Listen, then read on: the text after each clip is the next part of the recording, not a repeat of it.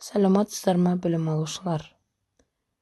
Мен химия пәнінің мұғалімі Жұмағұлова Алия Сәңгілбайқызы. Бүгінгі біздің тақырыбымыз металдар құймалары. Құйма дегеніміз не? Құймалар қажетті қасиеттері бар, екі немесе одан да көп компоненттен түзілген, оның біреуі міндетті түрде металл болатын қосылыстарды айтамыз. Құйманың компонентті қасиеттері металға ұқсас болғанымен бейметалда болуы мүмкін. Бірақ оның атомдарының радиустарының өлшемі әртүрлі. Мысалы айтатын болсақ, бор, көміртек, мышьяк, кремний, тағы басқа элементтерді жатқызуға болады. Мына жерде суретке назар аударатын болсақ, ерте кезден-ақ адамдар таза металдарға қарағанда олардың құймаларының қасиеттері пайдалы екенін байқаған. Алғаш алынған мыстың құймасы ол қола. Мыс өте жұмсақ металл болғандықтан, оған қаттылықты қажет ететін бұйымдар жасау өте қиын болған. Сол себептен қоланы алу үшін мысқа қалайы қосады. Қола мыс пен қалайға қарағанда қатты болады. Оның қаттылығы болаттың қаттылығына жуық болғандықтан, одан ертеде пышақ, қару-жарақ, тағы басқа тұрмыстық бұйымдар жасаған. Келесі құймаларының қасиеттері. Металдардың жиі қажет болатын қасиеттеріне қаттылығы, беріктігі, жемірілуге тұрақтылығы, қалыпқа жақсы құйылғыштығы жатады. Құймалар физикалық қасиеттер жағынан бастапқы металдардан айтарлықтай ерекшеленеді. Олардың құрамы өзгере отырып, қажетті қасиеттері бар оңай балқитын, ыстыққа және қышқылға төзімді құймаларға айналады. Кейбір құймалардың құрамы мен қолданылуына келетін болсақ, мысалы бірінші құйма. Қоланы алатын болсақ, құрамында купрум мен олов элементі кездессе, қасиеттері жақсы құйылады. Қолданылуы машина жасауда, көркемдеп құюда қолданылса, дюралюминийдің құрамында алюминий, купрум, марганец, магний элементтері кездесетін. Қасиеті жеңіл әрі берік. Ұшақ, машина, кеме жасауда қолданылады. Үшінші құймамыз шойын. Құрамында темір, көміртектің 2% жоғарғы проценті, кремний, марганец, күкірт, фосфор элементтері кездесетін. Олардың қасиеттері беріктігі жоғары, шойынның кемшілігі морт сынғыш болып келеді.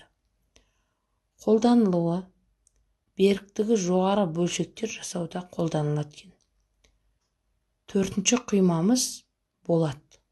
Болаттың құрамында көміртектің 2% төмен процент кездесетін және хром мен никель элементінде байқауға болады. Созу, соғу, июге болады. Көбінесе машина жасау, әртүрлі құрылыс құралдарын жасағанда қолданылады. Болат өндірісі. Болат темірдің көміртек 2%-ке дейінгі қосылысы және де басқа элементтер қатысады. Темірдің көміртектегі және басқадағы элементтермен қосылыс жасалған деформацияланатын қорытпасы. Болаттың құрамында көміртектен басқа марганец, кремний, хром, никель қосалқы бөлшектер кездеседі. Пайдалану саласына қарай болатты 4 топқа бөлуге болады. Құрылыстық болат. Әдетте прокат күйінде құрылыс конструкцияларын әртүрлі элементтер мен вагон, кеме жасауда қолданылса, екінші машина жасауда қолданылатын болаттар. Бұл жерде біз машинаның әртүрлі бөлшектерін жасалады. Ол үшін термиялық өңдеу және химиялық термиялық өңдеуден өтеді. Үшінші түрі аспаптық болат, яғни әртүрлі кесу, өлшеу, штамп аспаптарын жасауға пайдаланылады. Ал төртінші тобымыз бұл айрықша физикалық қасиеті бар болат.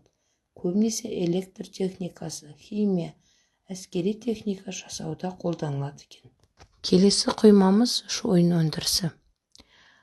Шойын темірдің көміртекпен массасы бойынша 2 және 4% құраса, және де басқа да қосылыстарды күкірт, марганец, фосфор элементтерінде кездестіруге болады. Шойын қара металлургияның бастапқы өнімі.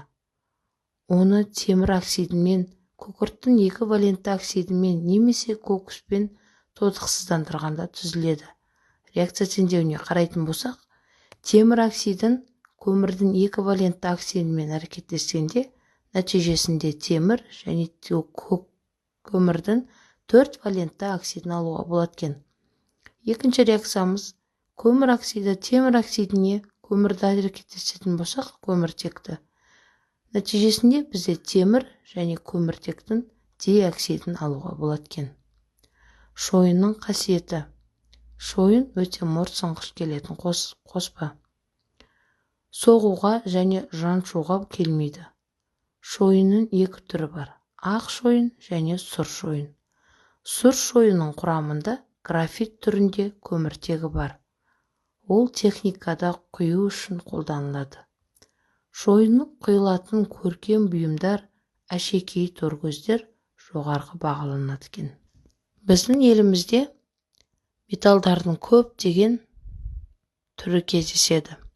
Соның ішінде алтын, темір, мыс кені, марганец кені, хром кені, вольфрам, мырыш, алюминий, тағы басқа көптеген осы қосылыстар металдар кездеседі. Қазақстанның кен орындары Алтай тау бөктерінде 900-ға жуық полиметалл кен орындары табылған. Осыған орай бұл өлкені Кеңді Алтай деп аталған. Жезқазғанда мыс, қорғасын, мырыш, никель, кобальт, алюминий, марганец тағы басқа металдарды көп кездестіруге болады. Қаратау жоталарында қорғасын, мырыш, темір кен орындары кездесетін болса, Қазақстанның Рейдер Сокол, Тешин, Малеев, Греков бұл жерде алтынның негізгі көзі деп атауға болады. Металлургия өндірісін қоршаған ортаға зияны. Кен өндіру аумағының үйінділермен ластануы, уытты кен сулары, жарылыс жұмыстарының жүргізілуі, кен материалдарының басқа да аймақтарға таралуы, үлкен аймақтардың шаруашылыққа жарамай қалуы болып табылады екен. Назар қойып тыңдағандарыңызға рахмет.